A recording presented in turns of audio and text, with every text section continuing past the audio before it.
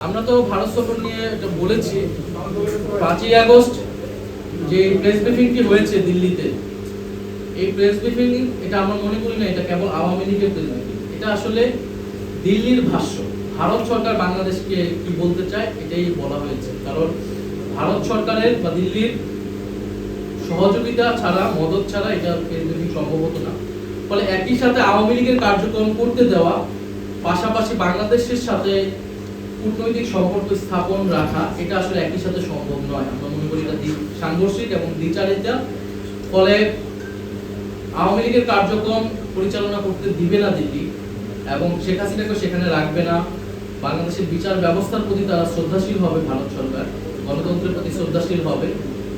এই নিশ্চয়তা পেলেই ওসমান হাদির খুনিদেরকে ফেরত দেওয়া হবে।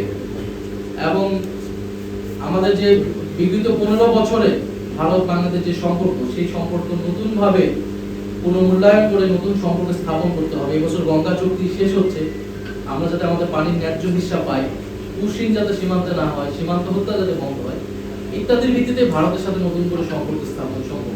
ফলে এই বিষয়গুলো শুরু হওয়ার আগে, যেখানে শেখ হাসিনা রয়েছেন দিল্লিতে, সেখানে যদি আবার তারেক রহমান যায়, তাহলে এটার আসলে মিনিং কি দাঁড়াবে, বাংলাদেশের জনগণ বা বিশ্ববাসী এটা কিভাবে দেখবে? ফলে আমরা মনে করি এটা শুধু তারেক রহমান বিষয় না, বাংলাদেশের জন্য এটা একটা অবমাননাকর ঘটনা হবে।